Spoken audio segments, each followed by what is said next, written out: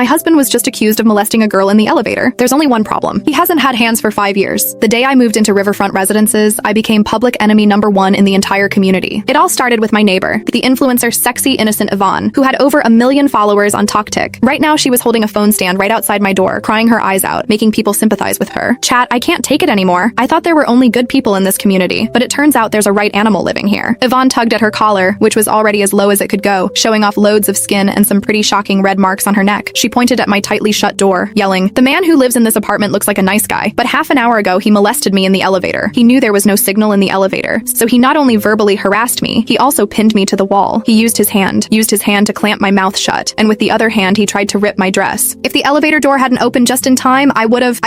At this point, she seemed overwhelmed with emotion. She squatted down and started bawling. The live stream's viewer count skyrocketed to over 100,000. Comments flooded in, filled with outrage. Outside, Yvonne's mother, Jenny Shaw, turned up too. This old lady could act even better than her daughter. She banged on the door and wailed into a megaphone. "Open up! You have the guts to do bad things but don't have the guts to open the door? Look, everyone! This is the animal living in Unit 2801. He harassed my daughter who just turned 20. What a scumbag. If you won't come out, I'll kill myself at your door." The noise was giving me a headache. I put down the hot towel I was holding and looked at my husband, Chris Gomez, who was lying on the physiotherapy bed and hooked up to a breathing machine. Though he could not speak, his eyes were full of worry. He seemed to have heard the commotion outside and was trying hard to turn his head. I gently patted his shoulder and said softly, "It's all right, just a few barking dogs. I'll handle it." Chris's body trembled. A pang of sorrow hit me. 5 years ago, in that mall fire that shocked the whole country, he went in and out of the mall 3 times as the fire brigade captain. The last time, to save a trapped little girl, he was hit by a falling beam. It not only ruined his face, but also took both his arms. For the past 5 years, we've been living a peaceful and comfortable life with the compensation money and the money I made from earlier investments. To provide him with a better rehabilitation environment, I specifically moved to this large apartment with a river view. Who would have thought that on the very first day we moved in, we would be framed like this? Molest, pin against the wall, hands all over? I smirked, my eyes turning cold. If they want to make a scene, then they better be ready for the consequences. I went to the entrance and swung the door open violently. The crying and shouting outside came to an abrupt halt. Yvonne did not expect me to open the door. She froze for a second, then shoved the camera in my face. "Chat, look, this is the pervert's wife. She finally shows herself." Jenny lunged at me like a mad dog, pointing at my face and shouting, "You shameless wench! Get your pervert husband out here. He touched my daughter. We won't let you off until you pay us $1 million